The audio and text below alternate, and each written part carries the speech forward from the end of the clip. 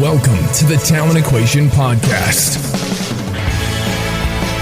If you are passionate about helping young people to unleash their potential and want to find ways to do that better, then you've come to the right place. The Talent Equation Podcast seeks to answer the important questions facing parents, coaches, and talent developers as they try to help young people become the best they can be. This is a series of unscripted, unpolished conversations between people at the razor's edge of the talent community who are prepared to share their knowledge, experiences, and challenges in an effort to help others get better faster. Listen, reflect, and don't forget to join the discussion at thetalentequation.co.uk. Enjoy the show.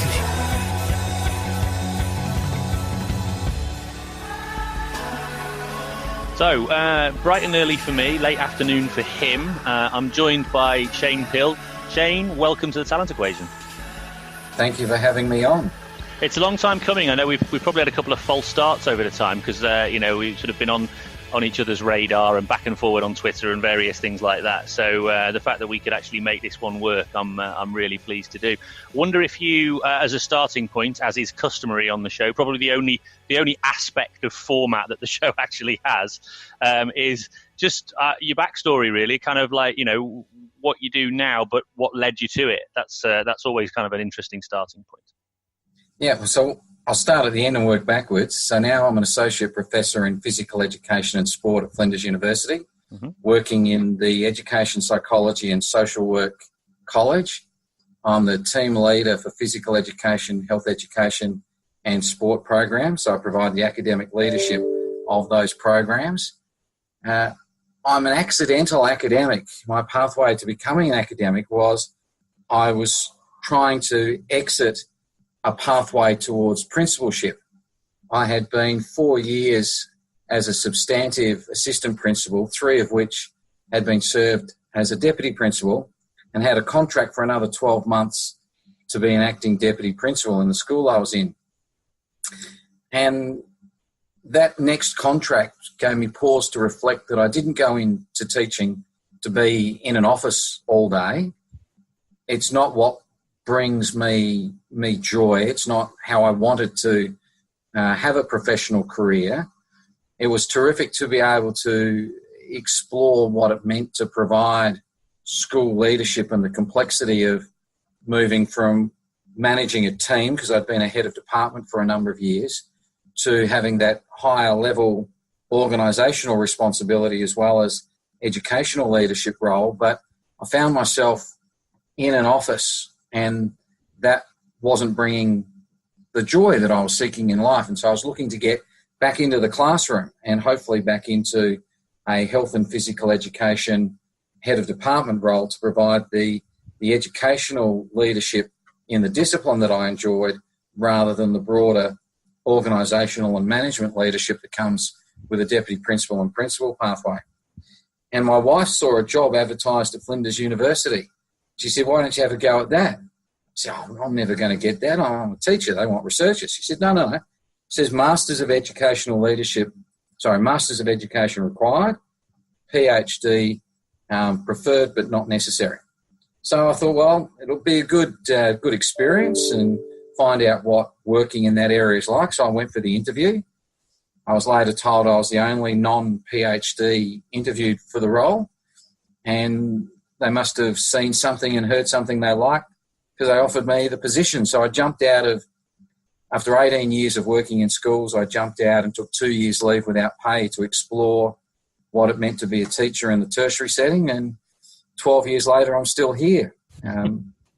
About 3 years into it, one of my mentors said that, that experience that you bring as a chair of a not-for-profit, as a deputy principal in schools, all that curriculum experience that you've had won't be valued by the university until you've got a PhD. So after 2 or 3 years working at the university, even though it wasn't a requirement of my position, I undertook a PhD, and my PhD is in sport teaching and physical education, which, now that I move around in academic circles, I believe is quite an unusual PhD. So, in terms of that, you say it's in sport. Is there a particular, because obviously PhDs, having embarked on that journey, and I'm still kind of on it about 20 years later, having embarked on that journey, PhDs obviously, as my understanding anyway, is that they always have to be quite narrow and quite focused. So within that rather broad area, was there a particular focus area that you sort of zoned in on? There was. It's a really interesting way my PhD came about. I had been playing around with the idea of game sense coaching since the mid-1990s, and a couple of weeks into starting at the university, I had a really weird encounter with a senior member of the then School of Education. He said, "Oh, welcome, Shane. You're here in physical education working with so-and-so. What's your research area? Is it biomechanics? Is it skill acquisition? Is it exercise physiology? Are you quantitative, qualitative?" And I'm there going, "I'm a teacher. I don't have a research area.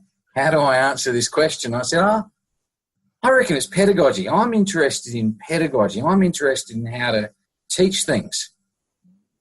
And I can remember he sort of stood up a little bit and pointed the nose down and went, "Really?" And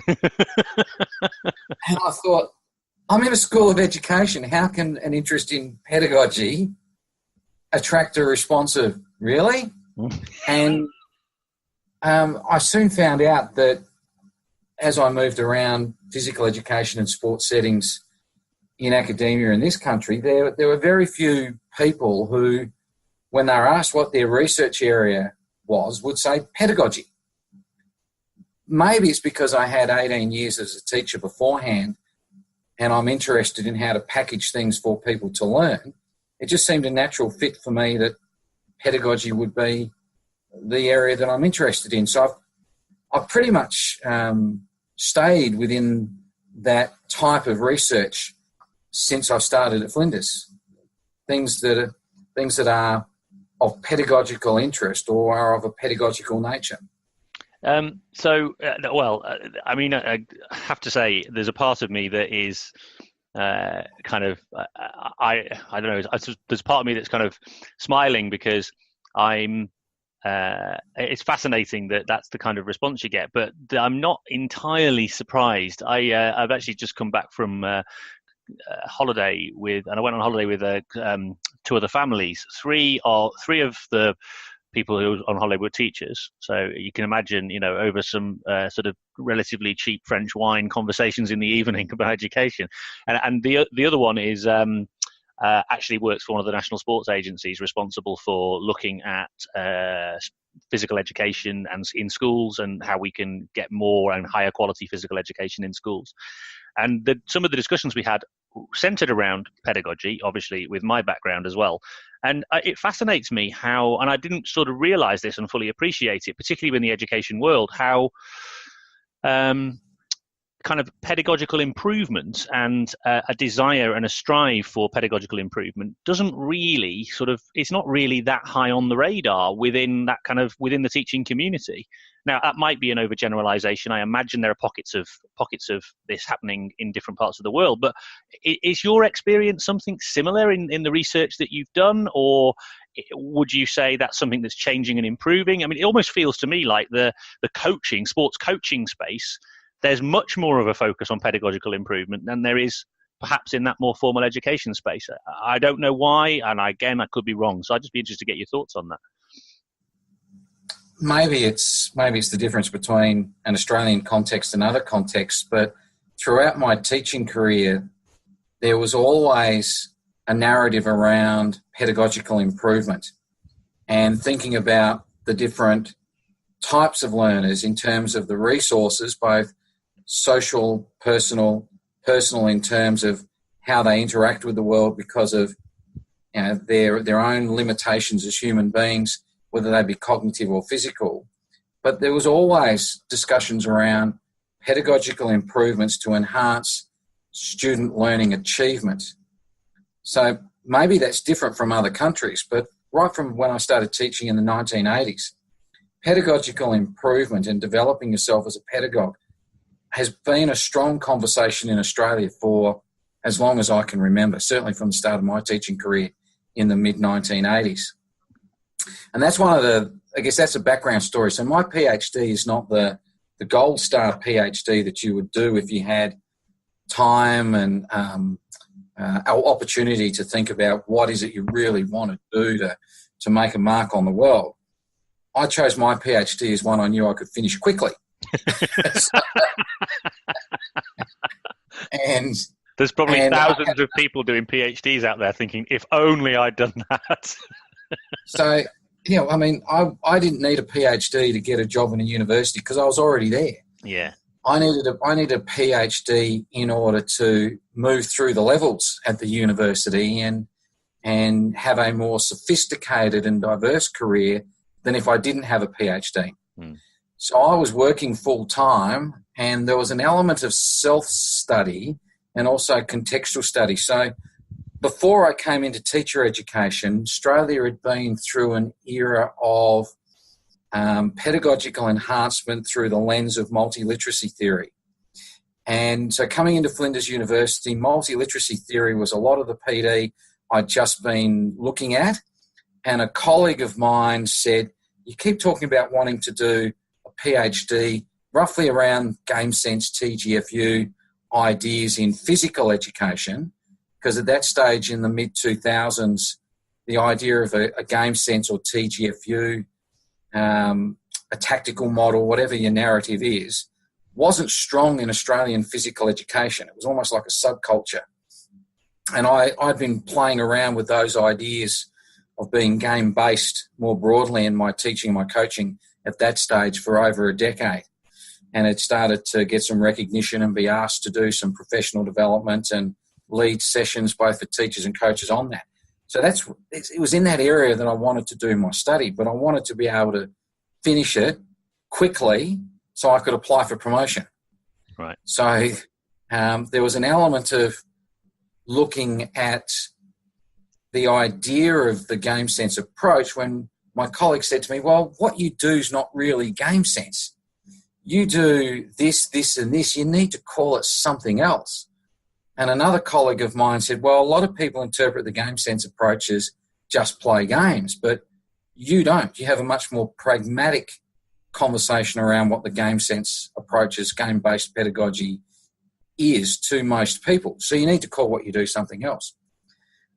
So coming out of that era of a lot of PD on multiliteracy theory, I started to play around with a concept for sport teaching and physical education, which I called sport literacy, and started to develop some conceptual conversations around what sports literacy as a body of knowledge and thinking would be for sport teaching and PE. I was also aware that Arnold's education in, through and about movement was the dominant theoretical framing of physical education curriculum in this country. So I was looking at multiliteracy theory, I was looking at Arnold's education in, through and about. Physical literacy was starting to emerge as a bit of a conversation, squashed all of that in together and started to try and conceptualise a framework for sport teaching and physical education that was about the development of sport literacy. And so I looked at some of Manigault and Holt's work on game literacy.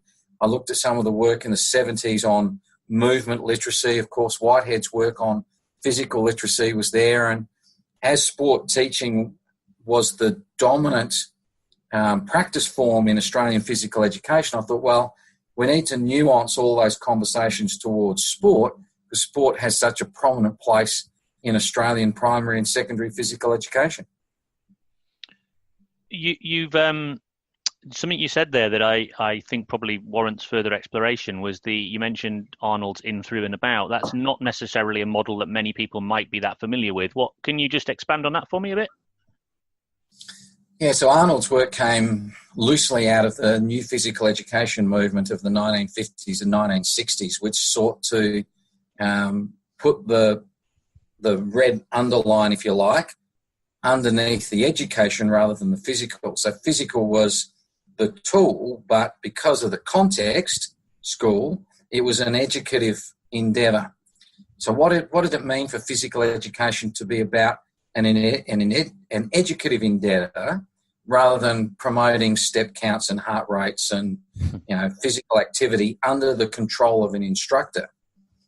And Arnold came up with a concept that essentially there are three interrelated, integrated domains: education in movement, which in sport we would talk about as a tactical and technical understanding that leads to one being able to play a game; education through movement, where there's the development of personal and social competencies that come from being in that practice, that movement environment; and education about movement, which is the biophysical, the sociological, the psychological understandings involved with being an active individual.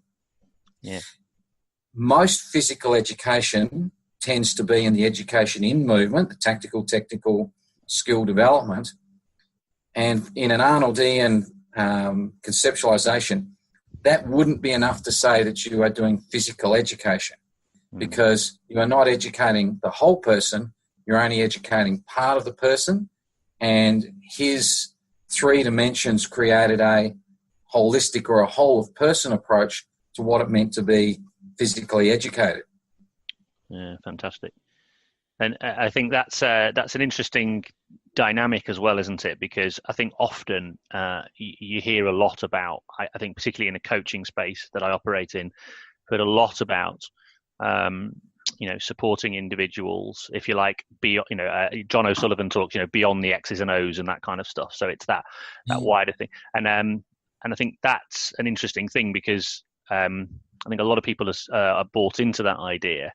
But when you look at quite a lot of what you might call traditional coach education, if you like, it tends to focus on the essentially the doing of the sport, as opposed to the wider aspects of the impact. And I think that's been quite a significant challenge for a lot of coaches, because what they often find is that their education doesn't serve them to meet the needs of the performers that they're working with, or the athletes that they're working with. And that's why often the better sporting franchises have the philosophy that better people make better players. So they try to create a cultural environment in the sports setting that develops the people, and by developing the people, of course, you develop their performance capability, but the performance capability is one aspect of developing them as people. 100%.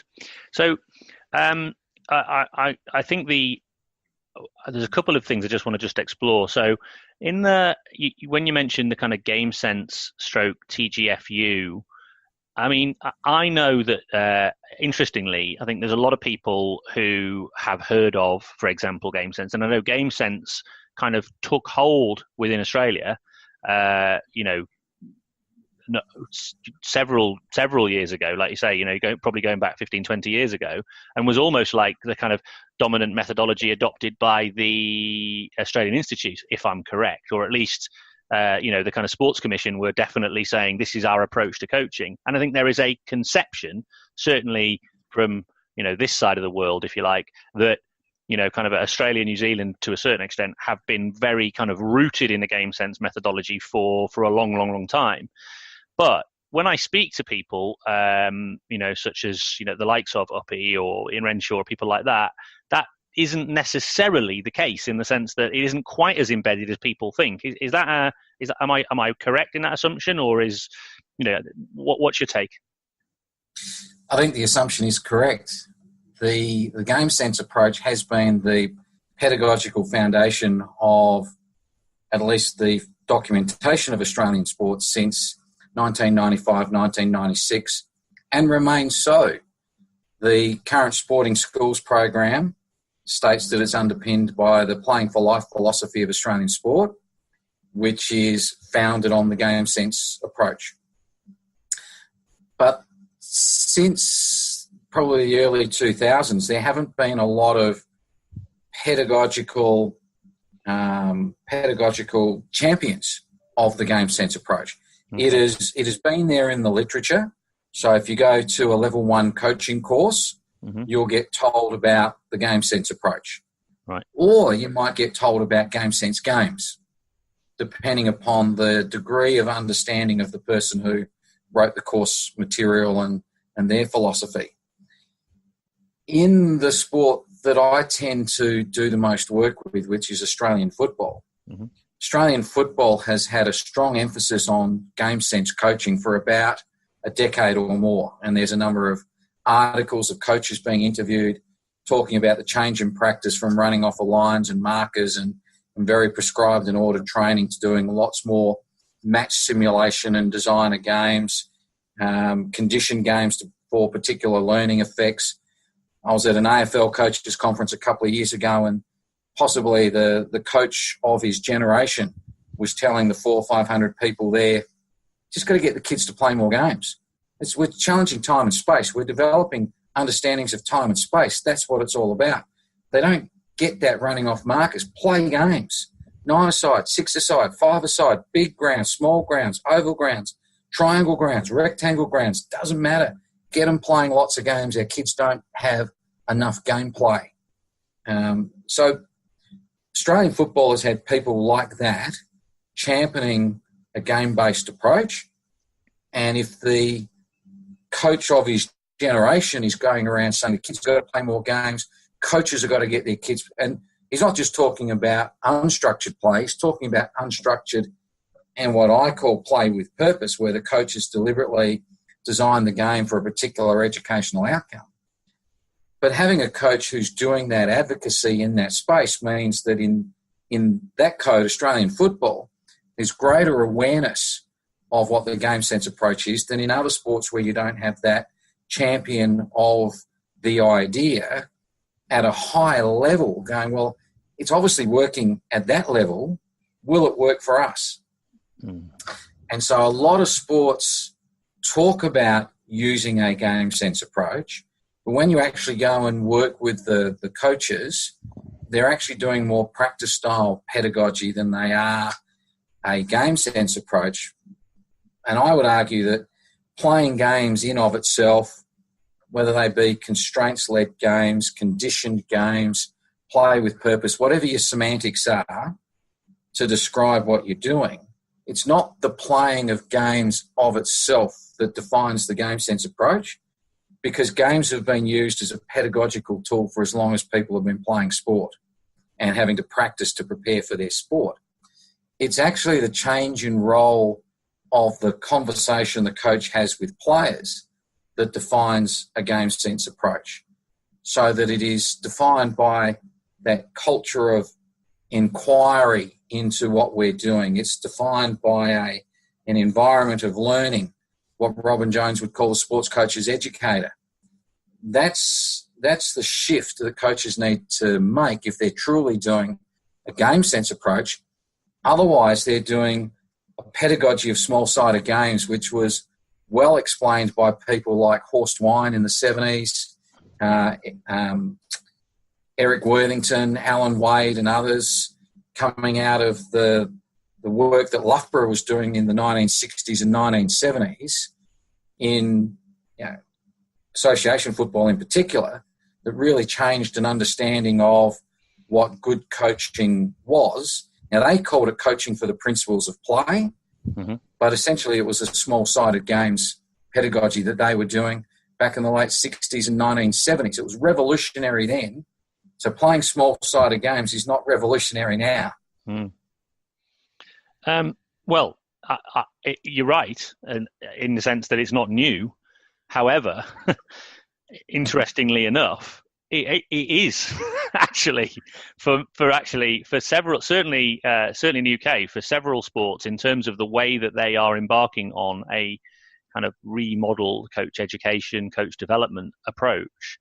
They have very much embedded themselves in what you might call a game-based approach. But I suppose part of the problem here is there's so many, like you say, there's so many semantics in terms of different terms and different phrases and everything else. It's quite hard to know what we're actually talking about here. But certainly, I do know that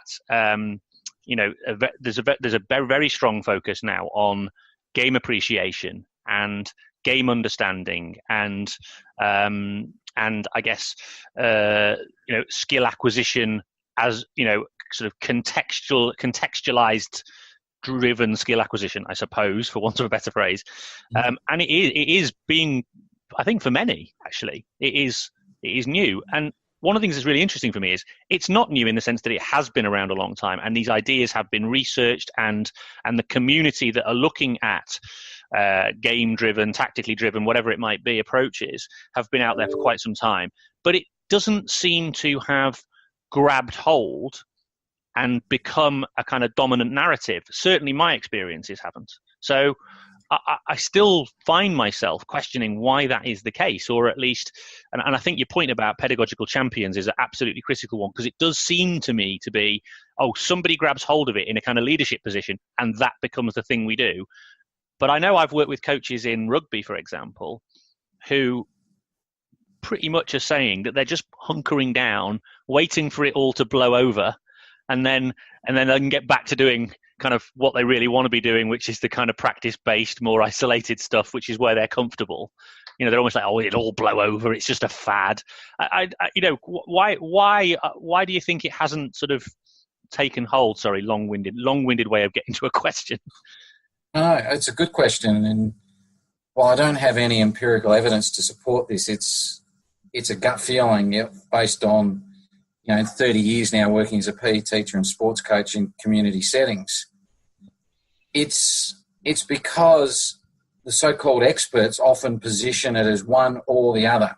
You are doing it this way or you're doing it this way. Whereas I'm coming from a pedagogical tradition, I'm more pragmatically focused rather than theoretically focused, in the sense that it's not this or this, it's actually both. And the skill of the coach is knowing the balance between the two and when is the right time to implement the particular tool. The tool being a drill, the tool being a game, the tool being isolated one-on-one practice, the tool being a drill which is an open drill replicating a moment in the game, but it's not a game, it's an open drill. Mm-hmm. So from an educational perspective, there is no this versus this. From an educational perspective, all of the instructional styles have merit. The skill of the teacher or the coach is to know, for the learning effect that the teacher or coach wants to achieve, what is the best tool for the task. And that often gets lost in conversations where you come in and go, no, everybody needs to be doing a game sense approach, and so you need to be playing lots of games. Yeah. Well, no, there are legitimate moments where you need to isolate from the game, practice something, put it back into a game to see whether the practice has had an effect, or for who the practice has had an effect, and which players or all players need to do more practice before they go back into the game.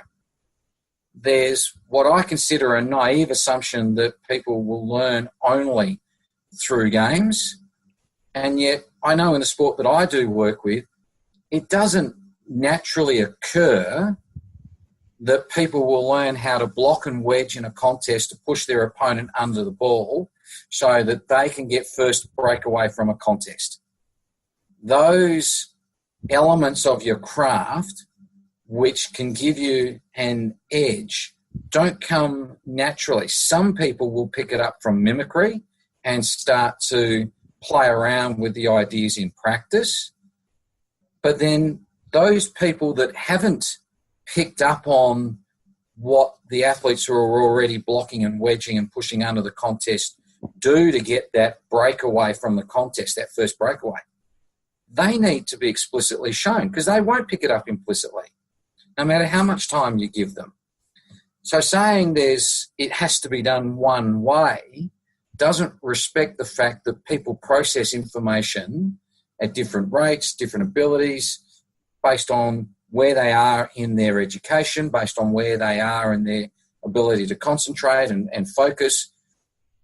We've got multiple brains operating in a coaching contest, and all of those brains are not processing the world in the same way. So therefore, we need to make sure that we don't talk in terms of absolutes. There is no such thing as an absolute. Life is always in the grey. So whether it's working in a game sense approach or working in a drill-based approach, it's never actually one or the other. It's a matter of what you prioritise in terms of the volume and the opportunity provided to the players for their learning. I'm guilty. In the sense that I'm not going to classify myself as an expert. That's why I set up this podcast, so I could talk to people like you who are experts, who can give me a kind of more nuanced position. I think you're absolutely right in the sense that this notion of pragmatism, one of the interesting things about the kind of internet age, I suppose, and certainly the social media thing, is it has a tendency to polarize. And obviously, I'm probably best known for, sadly, an article I wrote, which was the war, or a thing called the War on Drills, which caused a bit of a stir, as you might imagine. And I did that deliberately, as you're also probably aware, which was actually just to kind of raise awareness of the kind of arguments here, just to have an exploration of those arguments. And the actual position itself is actually more nuanced, but you couldn't write an article saying, maybe we should think perhaps beyond drills, but maybe not in given circumstances. It's not particularly interesting title. So obviously, as a means to engage, I came with that. And the sense is that I think people have sort of jumped on that as a means by which to sort of say, oh, well, if it's not that, it means that you're only about that. And don't get me wrong, I actually do think there are lots and lots of people out there who are just playing games. And I have said on this show a lot that and Rod Thorpe in fact said this to me, kids just playing games is, in his opinion, is better than kids doing drills, but it's not a lot better if you haven't got the other stuff around it, the pedagogical stuff, an awful lot, and all that sort of stuff around it. And I've always kind of said that. I think my point has been is I often think though that people haven't necessarily critically evaluated alternatives enough to be able to make a decision as to the appropriate tool for the task. So my challenge often to people out there is, can you think beyond the drill? And it's important here that I classify a drill. So when I say something is isolated in a drill, I'm talking about kids standing in queues dribbling around cones. I mean, that for me is a drill, right? If you go into a 1v1, so you remove some of the chaos of the game and you go into a 1v1. That's not a drill. That's like you called it an open drill. I would call it something like a very reduced down game, because there's an opponent to beat. So it's actually kind of got some elements of a game form attached to it. But that's just definitions. But the point I'm trying to make is that, go on. That's an important definition though, because one-on-one is a game. But is it representative of what you're preparing them to play? Now, if there are teammates as part of the game environment, then one-on-one is not representative of the performance environment which occurs where you have teammates that you have to relate to. In the one-on-one game, you don't. So definitionally, I would say one-on-one is an open drill. Okay. You're practicing a game moment where you are one-on-one, but you actually don't have representation of the of the performance environment that you're ultimately going to put the players in. Okay. So one-on-one's a great activity, particularly if it's about the individual keeping control of the ball at their feet and recognising the moment to off-balance their defender and shoot around on the blindside hip or whatever they might be trying to play around with and come up with solutions. But it's not actually representative of the game. It has some elements of the game they're being preferred for, but it's not a form of the game because it doesn't actually have the elements of, let's say, soccer, football, which means, I've got at least one other player I'm working with when I go to the weekend. Yeah. When the kids go to the weekend to play, or when the kids are playing out in the street, they're very rarely playing one-on-one soccer. If they do, the game's probably called off. Yeah. There's a minimum number of players that have to turn up before they go, now we've got enough players to play a game. Yeah. And the number is not one. Yes. Yeah, well, yes, but in my mind, so game forms, right, of any kind. I take your point about representativeness, but in my view, the nature of how representative something is, in my view, doesn't then determine whether we can call it a game or not. Whether we can call it a game or not depends on the nature of the way problems can be solved. So in a 1v1, there are problems to be solved. And if my intention as a coach is to explore how a problem around how we might be able to eliminate an opponent can be solved and explore the various means of doing that without prescribing the movement, then a 1v1 opportunity might be the appropriate thing to do that, because the minute I add others into it, then that changes the available opportunities for action. And I might want to reduce those just to keep the exploration focused. But I'm also mindful of the fact that the minute I do take away those other opportunities for action, what I'm then doing is I am losing representativeness. And this is a kind of point to make to people, is understand that this might be appropriate if you have a particular focus. My argument coming to the drill piece is the minute you take away the problem-solving element and all you're doing is essentially movement rehearsal with no other individual involved. So there's actually nothing that forces you to make any kind of adaptation depending on opponent, and you are in a sport that requires you to be able to make adapter movements in order to solve a problem that an opponent might present to you. The minute you do that, then you're into movement rehearsal. And I'm not saying, I've never said that movement rehearsal isn't sometimes an appropriate thing to do. I think what I've always tried to do is to say, maintain as much as you can some element of variability and representativeness, so that you're somehow equating to something that the sport might present as a problem. Don't look at kids standing in queues running around markers, because on two levels, right? One is it's damn boring, and and it doesn't actually have a great deal of value to in terms of the game context. However, I recognise that pragmatically there may be occasions when that is appropriate, but I still think we can challenge ourselves to do better with our game design and our practice design to make it more engaging and therefore more representative of the activities taking place.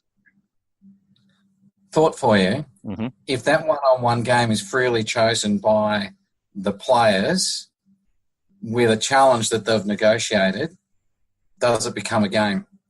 When it is a practice environment set up by the coach, so it's actually under the control, the person making the decision is the coach or the teacher, is it a drill?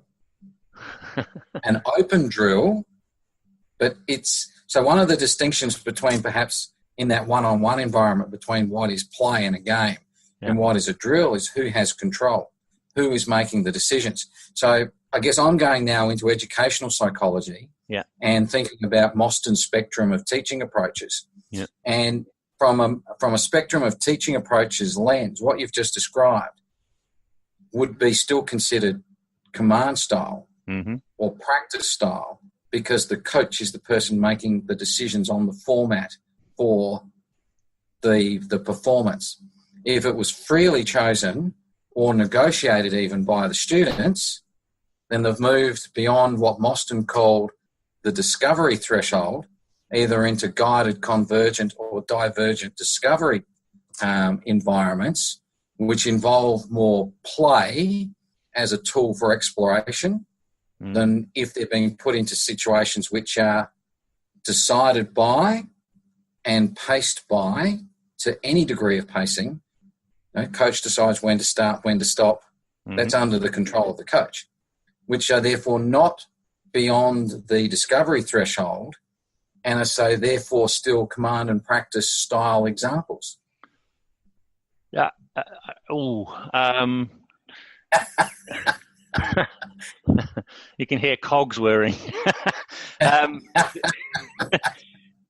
Now, so that's interesting, isn't it? So, in my head, the definition of a game isn't necessarily I'm kind of interested in that idea that participant choice, game and choice are equated together, because if you take a lot of games that are defined by someone else, I mean, even video games, the landscape, the space, the rules, what you can do, what weapons you can use, etc., are all defined by somebody else. And so that is, but the individual is free to explore how they use those tools in order to bring about to solve the problem or the mission that the game is actually presenting them with. So I'm sort of feeling to me like I'm saying what I try and do is to say right, here is a game, right? Here is an activity. Now there are certain numbers. You either got mates or you haven't. And you might have this number of mates or this number of mates, and there's a problem to solve, and that problem is that you've got to either get somewhere or you've got to score a number of points or you've got to do something like that. Off you go. So I'm retaining hopefully some elements of discovery in terms of I'm not saying as much as possible you can only solve the problem in this way or you have limited ways of solving the problem. That's not to say I won't limit the ways they can solve the problem. Is that still command style? Locus and Control is with me. Correct. Yeah. Correct. So that's practice style. It's practice style. Yep. And so if I was to say, here's a ball. Yeah. So if you just gave that instruction and set up that environment, you let them play, that's practice style. If you've got a series of interventions where you're asking questions to prompt either recall of understanding or to take the understanding in a particular direction, which will be more productive than the current thinking, that would be guided discovery. Okay. If you are asking the questions to bring them to a definitive idea, that would be convergent discovery. Yeah. If you are asking questions to open up the possibilities and then allowing all of those possibilities to be explored rather than converging on an answer, then that would be divergent discovery. Okay. However, that description that you gave of the, let's call it the practice environment in the broadest sense of what it means to practice, how is that different from the description of an open drill? The description of the open drill being that it's basically, kind of like it's not closed in the sense that there is still opponents to deal with, but it's not representative. An open drill would be representative of a game moment, just like the practice environment. But not representative of the full game. Yeah, like a one-on-one is not representative of the full game. But it is representative of a game moment. Correct. So what's the difference between that and an open drill? So an open drill in a game. Yeah. So I mean, I guess it's just for me, it's just been the way I've defined games. I mean, maybe I have to redefine them as an open drill. I mean, I just chose, I suppose, to say that for me, a drill is something that is completely removed from any. There's nobody else involved. You are literally you, the performer, performing some kind of pre-prescribed movement act, and that is a drill. That is pure repetition with repetition. Just try and repeat the same thing over and over again. So returning back to the original question around why some of these ideas haven't stuck, sometimes it's language. So people will go, here is a practice, and we're going to get them to do this game. And the coach of my era is going, we used to call those open drills. Yeah. When did that change?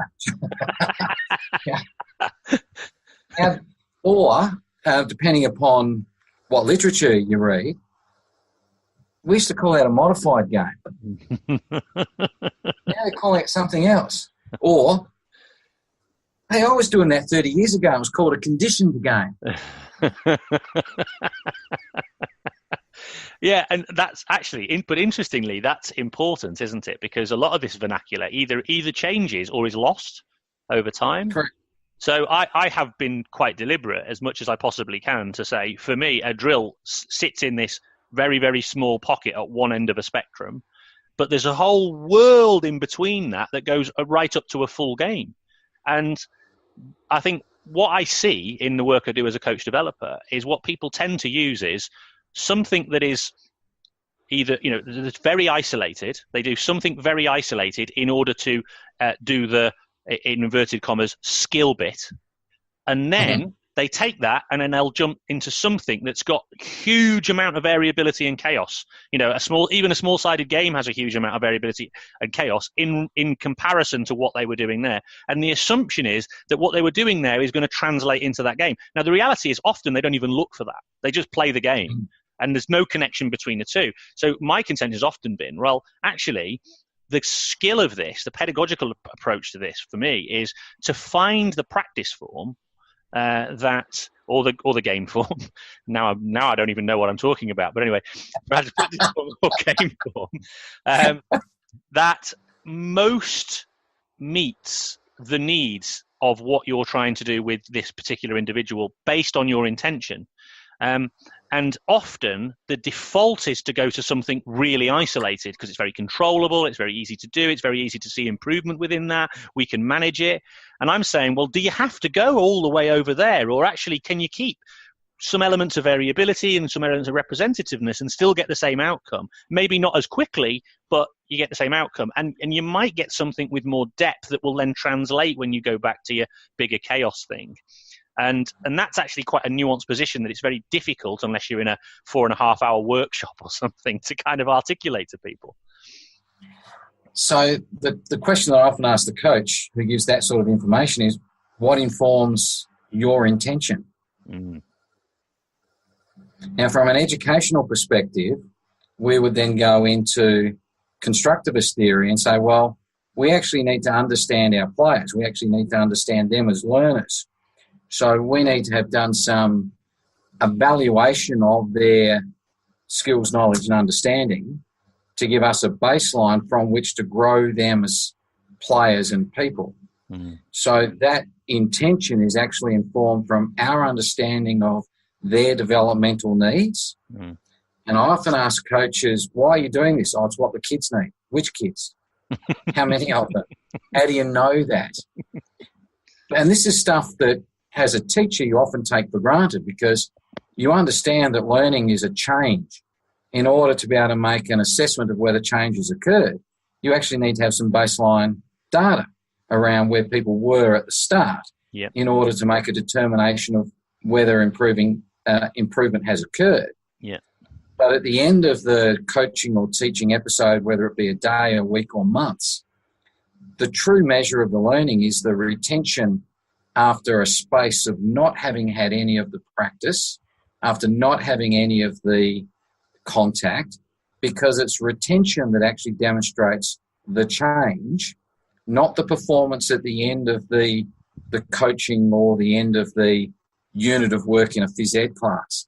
And that's often what's forgotten by people, and you hear both teachers and coaches going, oh, we covered this weeks back, or we did this with them last year. Well, okay, so it wasn't learnt. It was experienced, but it wasn't learnt. Yeah, that's a massive area. I think that is very, in my opinion, again, like you say, is very, very poorly. And that's whenever I ask that kind of question, firstly around intent, but certainly around how are you assessing effectiveness in terms of learning. You know, what approaches you're taking. You know, there is just blank stares at that point. Because the assumption is almost like, you know, if we do it, it is learned, you know.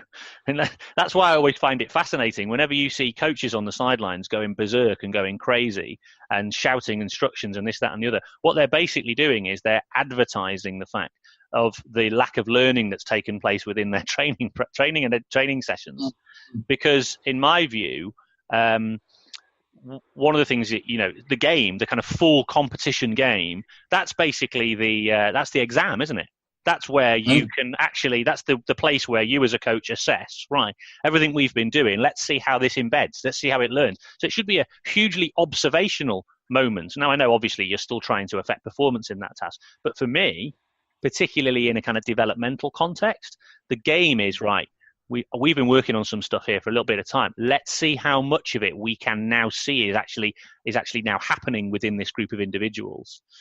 And I know it's easy to sort of go, oh yeah, I've seen it, and but you do that for me. They're the moments for me that I actually take great pride in, or you get a lot out of. Look, there it is. We've just seen it. That's the moment that you're looking for, isn't it? Absolutely. And sitting underneath that is the question to the coach of going, see that player there, as an athlete, what are they doing well? And so therefore your practice environment is consolidating because they're already doing that well. What are they not doing well? What are you going to focus on first? Because if you try to do everything, not much will be learned. So what are you going to focus on first and improve that to a stable level of performance to then start to consolidate that and then work on the next aspect of their play to improve their performance. So in Australian football, the common term often used now is their craft work. Yeah. And the development coaches will be working on programs with their players, and they will be having learning conversations where they map out, this is what you need to do to improve. And at the end of training, they will go into a number of, it's like old-fashioned phys ed teaching stations with a specialist coach, and they will be working on improving that aspect of their craft until such stage that both the player and the coach go, we've now consolidated that, and that's working really well. We've got some sort of stability in the performance in that area we needed to improve. Let's now add something else in that we're working on. And so there are clear learning objectives that both the player and the coach are having conversations continually about. When they review their video, it goes back to, what's that look like in comparison of where we thought you were at in your development in this part of your game. So using a very crude example, you might have a player who is very poor at controlling the ball below their knees, but is really good controlling the ball when it's above their knees. So the developmental focus will be on ground ball pickups because in a game of Australian football, the ball spends a lot of time on the ground, so you need to be metaphorically clean with taking possession of the ball below your knees.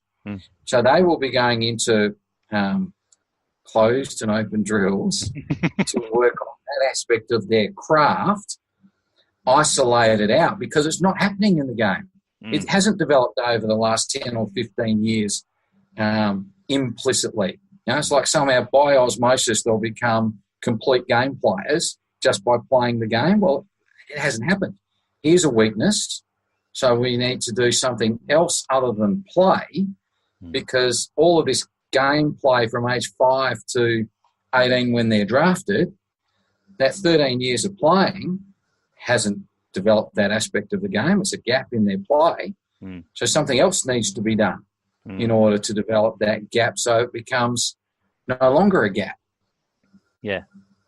And we also, those of us that have worked in coaches also know that through play and unfocused practice, players can develop movement behaviour and thinking that becomes unproductive. So play of itself doesn't necessarily lead to continually good performance or enhanced performance. And that's why we have coaches. If just letting kids and adults play was enough to ensure high levels of performance, we wouldn't need coaches. We'd just need people to organise games.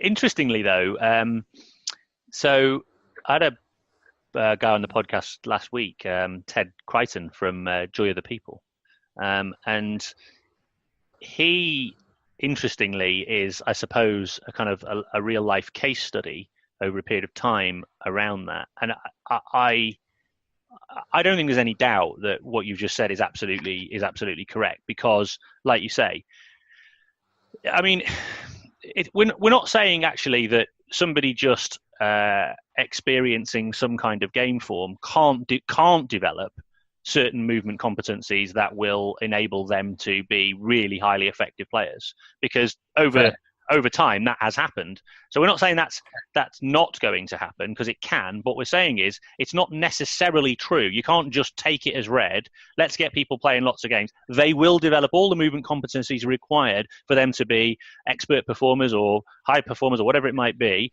through that, because that isn't a given either.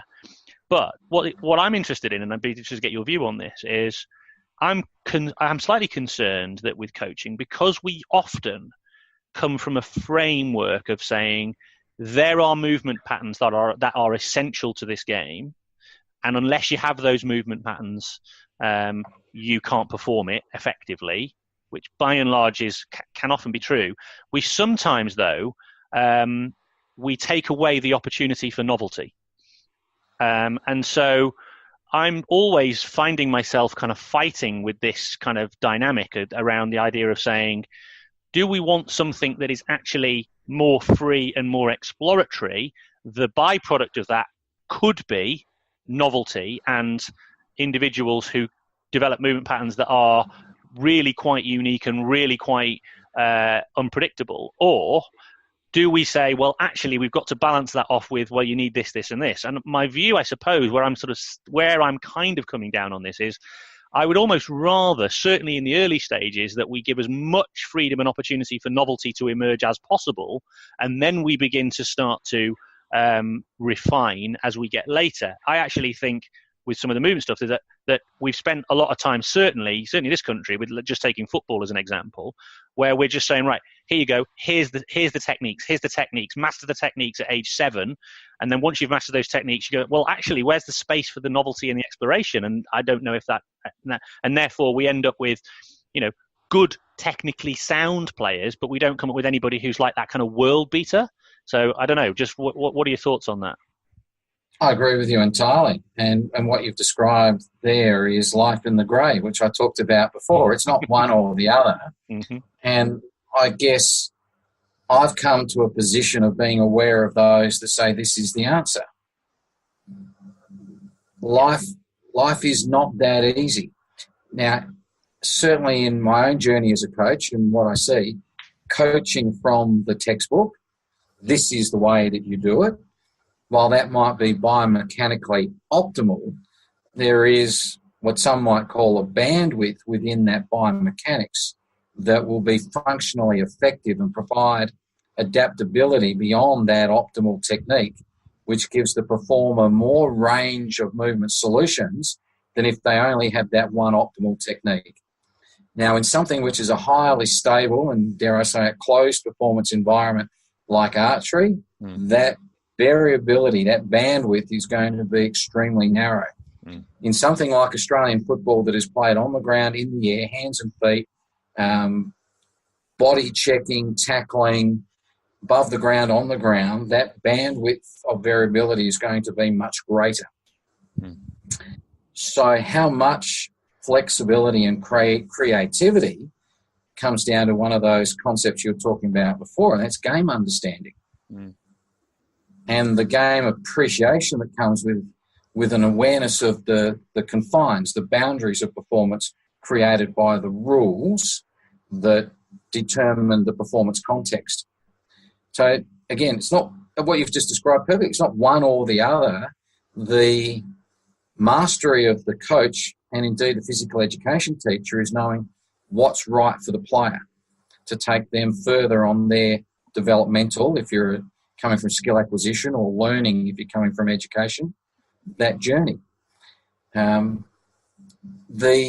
teaching from the textbook, which is about replication of the model, is in a sense easier. You don't need to yourself as a coach be a content master.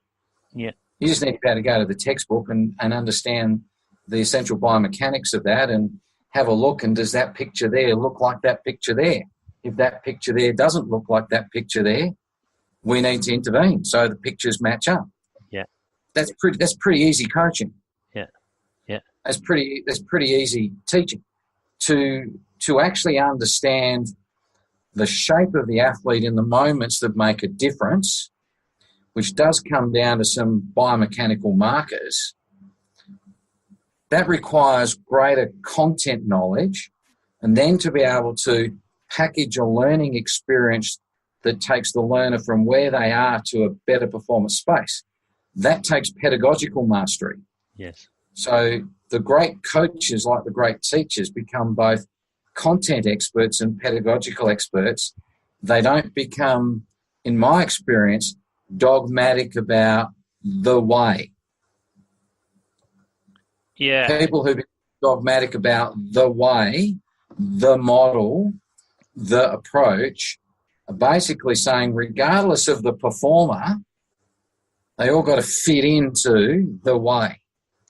Yeah. Whereas as an educator, I come back to, no, the model, the way, it's a tool. It's a tool for us to educate.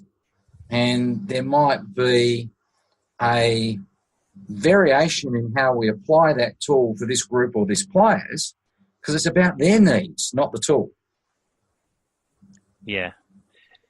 So I take your point about dogmatism, and the way. I think what I have, where I'm kind of, I suppose, living, is saying that, because going back to what we were saying earlier on around why particular pedagogical and even, if you like, kind of theoretical approaches to sort of human development, and obviously, kind of rooted in a ecological psychological background, why that, so there is something in there that is worthy of exploration. And for me, what I feel is that we are too quick, and you're almost using pragmatism as our argument. We are too quick to say that because we haven't sort of explored enough in this space, we're going to come here and we're going to justify the use of a particular tool from a more direct teaching and explicit learning approach, because that's what we know. And so I suppose what I've sort of done, I kind of know that space because I've had 20 odd years of fairly frustrating and limited coaching that I've found really quite challenging. And I think this is how often people who come on the show, but often most of them are searching for answers, and what they were provided with in terms of their education, which was one way. And certainly in my coach education experience, and it seems to resonate with many people, it was very much a technique-led approach. Here's the techniques of the game, teach people these techniques of the game, and the rest takes care of itself. Well, it turns out there's quite a bit more to it than that. So on my developmental journey, and as I've begun to study and research, as I've studied and researched these things, I've made some other discoveries. And so I've almost said, well, I've been doing that for 20 years, and I'm pretty good at that. I can always go back to that stuff. What I'm now going to do is constrain myself by exploring in a kind of a more, I guess, a more representative, more variable stuff. And I'm continuously trying to find the sweet spot. But the only way I will do that is by almost kind of saying, but I'm never going to go fully back to that pure isolation model, because otherwise it will be too easy for me to trip back into that. And I think I'm trying, I suppose, to send out some messages around, we can only, Phil Kearney said this actually, he said this recently, I was reading something he said, which was to say, the danger with being pragmatic is you don't fully explore an avenue. Oh, no, well, I would disagree. Okay. Being pragmatic means that you are aware of the tendency to fall into a camp. Okay. And therefore you become a follower rather than someone who is using their professional judgment to make decisions based on the learning needs. You've become, it was a David Bowie, you've become a follower of fashion. And as you described earlier, we've been through TGIF into the 80s and the 90s, and that wave has subsided. Now we've got another wave of explaining what some of us would say is pedagogically, not the theoretical explanation, but when you see the people doing it on the pitch, pedagogically, it's hard to tell whether that's any different to what we saw 20 years ago. The explanation for why the coach is doing it is different because there's a different theoretical tradition informing their understanding. Yeah. But from the pedagogical tradition, hey, that looks like exactly what we were doing 30 years ago. You're just explaining it differently. Yeah. So I'm a teacher. I'm informed predominantly by educational psychology, but like physical education teachers, we do skill acquisition. So I'm aware of the shift in emphasis from cognitive psychology and the information processing model to ecological psychology and more of a dynamic systems rather than linear systems approach to thinking about the development of skill. But from educational psychology, I get a different way of explaining that than if I came from skill acquisition and was in the dynamic systems ecological psychology camp. Now, both of us, even though we have different theoretical explanations, we arrive at the same spot. But we have different explanations. And why is it called a theory? Yeah. Right? Whether you're using ecological psychology and dynamic systems theory or you're using the complex and complicated learning theory, they're called theories because at the end of the day, we have some understanding, but we're making a lot of assumptions. This explanation provides us with this endpoint in a way that makes sense, but it's still a theory, which means it's subject to ongoing revision as we come to understand ourselves and the human condition further. Whether that be from a cognitive perspective or an environmental perspective, one of the things that mark human history is that we continue to understand ourselves and the world more, and the pace of that understanding has rapidly increased because technology enables the diffusion of ideas to happen at a much faster rate, which means those ideas can be built upon at a faster rate. So when you make that distinction, it probably isn't a distinction, but I've heard it like that, which is the sort of educational psychology and skill acquisition, what are the differences? Well, anecdotally, you're at the pub with your skill acquisition mates and they're saying, these people over here are talking about complicated and complex learning theory and situational constructivism and cognitive constructivism and yada, yada, yada. That sounds like us. We're talking about developing the learner. We're not talking about maybe modifying the environment. We're talking about constraining the environment. So you're talking about constraining the environment. I'm talking about modifying the environment. At the end of the day, what's the net effect? Whether you're modifying the environment or constraining the environment. Same outcome. So there's same outcome. So there's a different language, and I guess one of the things I rile against is going, this is the, in capital letters, way of explaining it. Yeah. And if it was the way of explaining it, it wouldn't be called a theory, it would be called a fact. But so I suppose you're saying the issue that you struggle with is this is the, but if someone was to say this is a way of explaining it, then that's a different conversation. Correct. Absolutely, because it means that there are other possibilities. And again, we refer to the metaphor that I use. Life is mostly in the grey. So, which is an area where I suppose I've had some conversation, some sort of challenging conversations with individuals, because I think people make an assumption that I'm saying this is the way because I mostly come from that space in terms of my way of explaining things.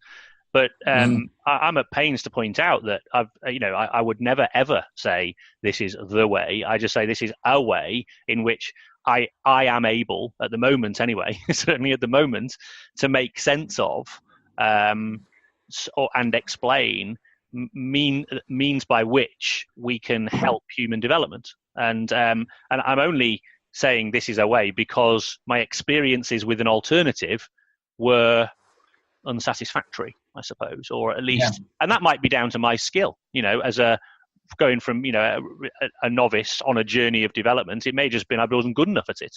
So I'm perfectly happy to accept that. I'm just exploring this kind of space. And the problem is, it's been an extensive journey. I mean, I suppose my first discovery around things like TGFU and game sense and everything else was once I got involved in hockey coaching and listening to Rick Charlesworth. So Rick Charlesworth has been, running the Hockey Roos, and they've won everything for about 20 years, it seems. And he was talking about designer games. That piqued my interest. And I was like, okay, well, and let's find... Same. Exactly the same. It was Rick Charlesworth around about 1992, 1993. I was actually at a level 2 Australian football coaching course in Perth. Perth is the home of Rick Charlesworth. And they were talking about Rick Charlesworth's ideas. The head of PE at the school I was at the time was trained in the UK. He would start every lesson with a game. I would do every lesson progressing from closed to open drills ending in a game. And we would have these really good conversations every now and again, because he'd look over and go, I probably need to do a bit more of that. I'd go over, geez, the kids are jumping out of their skins. The kids are really good in my class, but there's a different energy in yours. And what I've really appreciated in moving towards, generically what we might call a game-based approach, is in a phys ed setting, the kids are asking, what game are we going to play today? Not, are we going to play a game today? Which completely changes the motivation, the motivational climate in the class as a consequence. There's a sense of anticipation coming to class rather than, are we going to get to play today? But my journey sounds very similar to yours, and the way you're explaining your evolution in thinking mirrors mine exactly. And it was pointed out to me 5 or 6 years ago by a couple of participants in a class, and something that I hadn't realised myself. They said, Shane, you start all your workshops by going, I'm not telling you what to do today. I'm not expecting that you'll be able to take what we do today back into your club or your school setting. You always say, I've chosen a few activities to start a conversation about some ideas. And they said, that's different. We often go to workshops and people are telling us what and how to do it, whereas your workshops always start with, we're going to have a conversation about these ideas today. Yeah. And the activities that we do are there to open up the conversation. And you're prepared to go where that conversation goes. Correct. Yeah. See, interestingly, I take a similar approach, and actually you could use this podcast as a key example, because as I said to you at the start, we don't plan this stuff. We just see where the conversation goes. And for me, I often find that some things emerge that are, I think, far richer than, say, had I had a script in terms of where the conversation emerges. I certainly didn't know we were going to get into some of the stuff we were going into today. I'm really grateful that we have. One thing I'm interested in is, do you adopt a similar approach to a coaching session?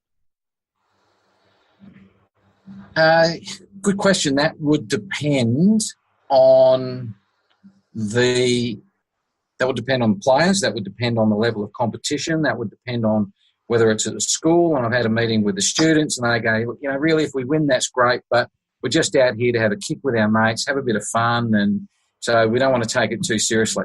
Mm-hmm. Right? We'll spend a lot of time scrimmaging and playing, and I'll throw in a few ideas and prompt a few things and maybe constrain a few of the behaviours in the game to emphasise a few points, but it'll be pretty conversationally light.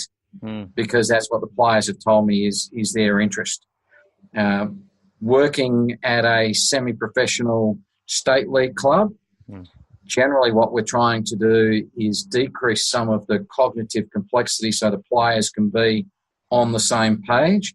So part of the challenge for the coach is to understand what their players' performance capabilities are to develop a game style where they can come to make some anticipatory decisions based on their knowledge of their teammates' ability, which we'll call a game style. And that game style is really about not taking away from the complexity and the dynamics of the game, but bringing some predictability based on understanding the patterns that typically emerge and how we want to behave in those situations so our players can make quicker decisions because there's some predictability around what might happen.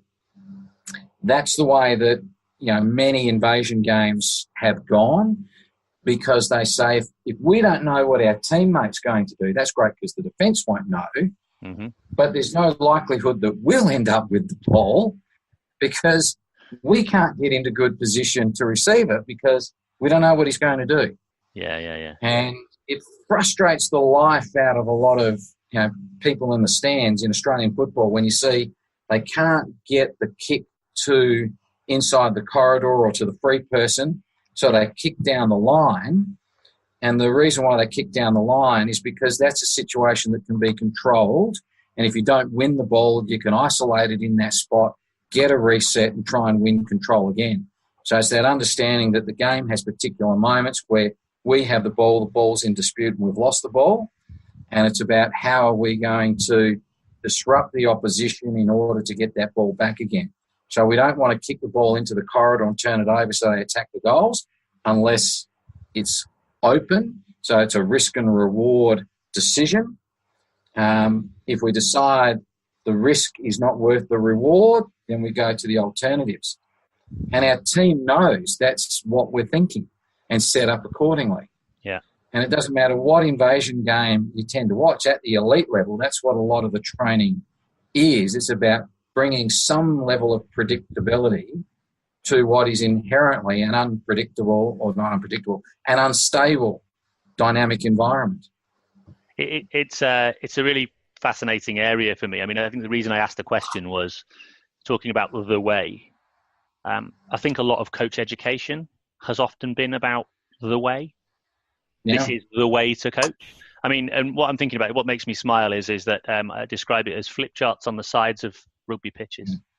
So it's become kind of de rigueur, I suppose, that you need to be explicit about your intent with the players before. So all the players gather around. I've got a flip chart. This is what we're working on today, guys. And then off we go and we're working on that and being explicit.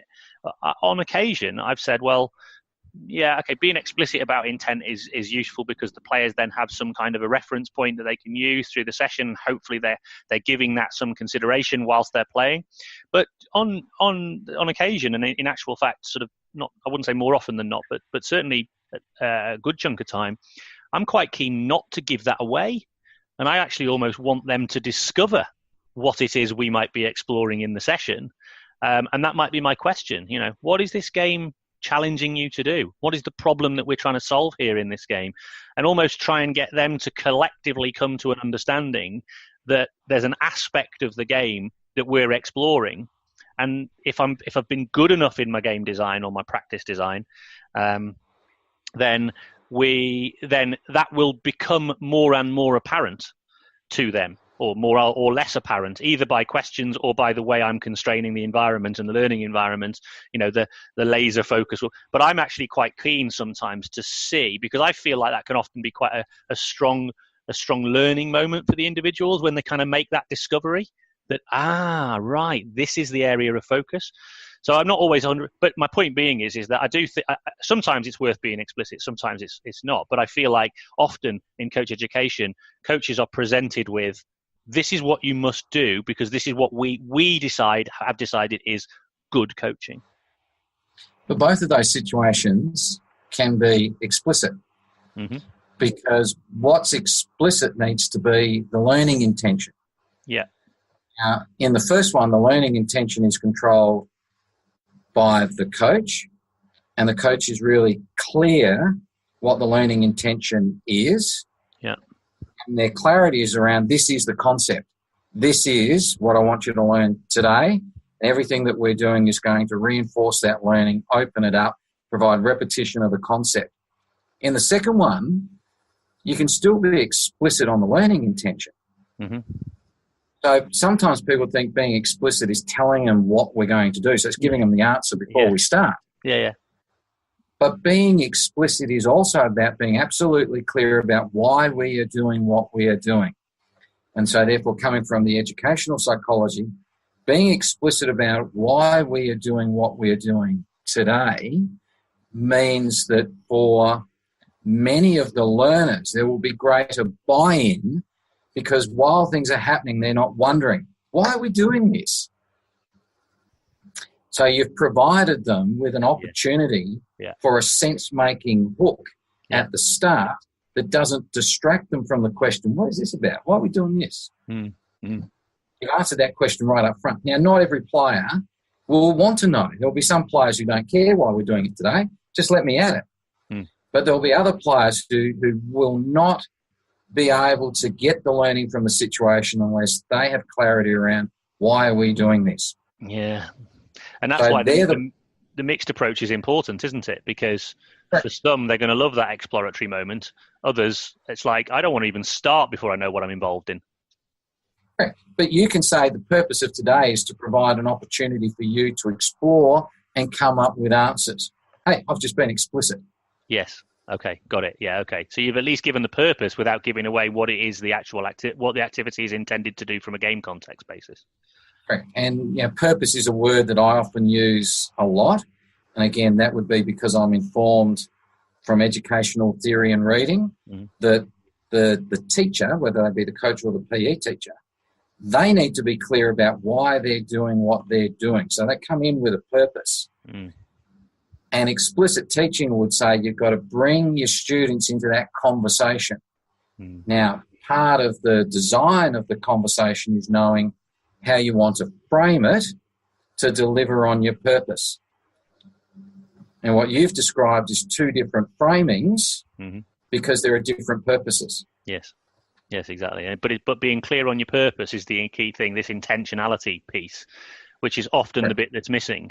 Often we haven't chosen methodology based on intent. What we've done is chosen methodology. So I often see in planning, I see lots of activity. And the question I ask is, well, why are you doing that? Well, because we're working on this thing. But why are you doing it that way? How do you know that's the approach that's going to work?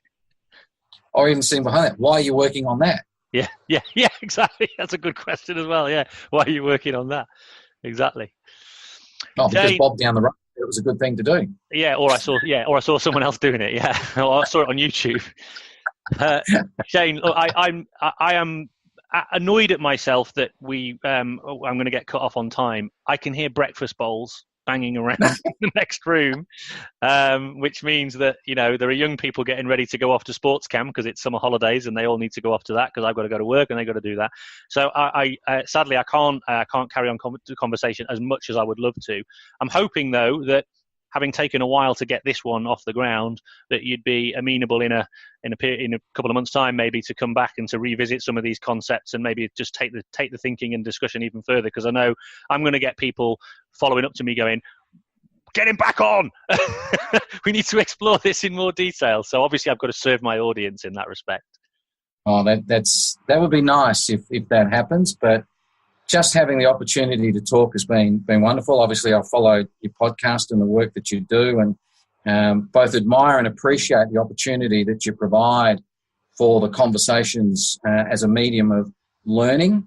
And certainly there's been a lot of learning for me today as we've gone through the conversations and I've unpacked some of the, what we might call taken for granted assumptions behind why I do what I do. They've been brought out into the open, so I appreciate the opportunity to do so. So it's been great. Well, and amazing how similar our journeys have been. 100%. Yeah, on different sides of the world, which is fascinating, isn't it? So look, I love that. Now listen, I know you're actually pretty active out there. I know you're in the blogosphere and you're out there on Twitter and all those sorts of things. So I know if people haven't sort of come across your work and your ideas and thoughts before, how can they track you down? Yeah, I'm on LinkedIn, so easy to find there. I'm on Twitter as @Pilly66. It is a locked account to stop. Funny story, you're getting a lot of these people starting to follow you and you click on it and you go, oh, I wonder who that is. And you click on it and all of a sudden you've got a naked lady in your face because they're trolling for a service. So to stop some of those coming into my Twitter feed, I thought to stop that coming into my Twitter feed, I'll lock the account and then I can actually find out whether it's a real person or whether it's a robot trying to connect with me. So just have to send the connection request there. And the blog is learningthroughsport Play with Purpose blog, so people can read that for their professional interest, or they can contact me at Flinders. Just Google me, and that'll give them the Flinders address, and we can connect that way. Brilliant stuff. Well, yeah, I mean, the blog's been and has always been a bit of a mainstay of my kind of reading list of articles that I'll go into. So I highly recommend that to people, because there's loads of stuff there. And the best thing about it as well is it as often is on the internet now, is you get into that and then you get links to other things and you get links to other pieces of research, and the next thing you know, 15 hours have gone by and you haven't done anything. So I definitely recommend that if you want to go into a learning space, because there's some very, very excellent content on there. So like I said, I really appreciate you. Sorry, mate. Academia.edu is another space where they can engage with my work, because most of my papers, either in finished form or a pre-publication form, are available for free download at academia.edu. Oh, excellent! Now that's always good to see. I always hate it when I see a Twitter link with an article and it's behind a paywall. So the fact you've put it on Academia is fantastic, because it's freely available to everybody. So kind of brilliant. I love that. But so basically, the final thing is, just want to say thanks. Really appreciate you taking the time to come on. Glad we could do it. Coming up to the weekend, so hope you have a good one, and hopefully we can speak again in a few months. I'll be very Aussie. Thanks, mate. It's been a joy. Cheers, mate. Bye-bye.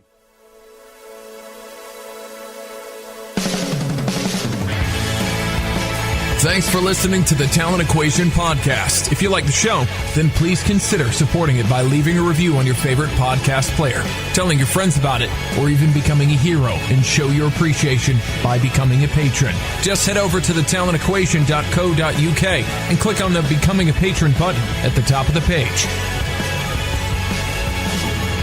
Wow, that was an absolute doozy of a conversation. Been a long time coming, but I'm really appreciate the fact that Shane took the time to be able to have the conversation with me. We've like I said, we've had a couple of near misses, but definitely worth the wait. You can probably tell from that conversation that there was some interesting back and forward. Got me thinking, got the cogs whirring. And I quite like the fact that Shane is, advocating that what he calls a pragmatic approach. I'm still thinking about that. I've got to be honest. I'm not 100% sure that I'm fully aligned, but there's definitely some thoughts there that have been percolating away in my brain, and I think I'll be thinking about those for quite some time. Anyway, like I said before, Shane, really appreciate you coming on. And I know that lots of people are going to get a lot out of that conversation. Hope you enjoyed that. As always, if you're interested in being able to support the podcast, you like the content that we're putting out, then by all means jump on board as a Patreon. Patreon supporters can ask questions, and then I'll be sharing those questions on future podcasts. Ask Me Anything podcasts. So if you are a Patreon supporter and you've got some questions, fire them across. If you're not a supporter and you've got some questions, get on board. You can get on board for the price of a cup of coffee. Buy me a cup of coffee and I'll answer a question. It's a pretty good deal. And then we can begin that dialogue, and you'll get something going out in your future podcasts. In the meantime, I hope you have a great week of coaching, and remember, ditch those drills.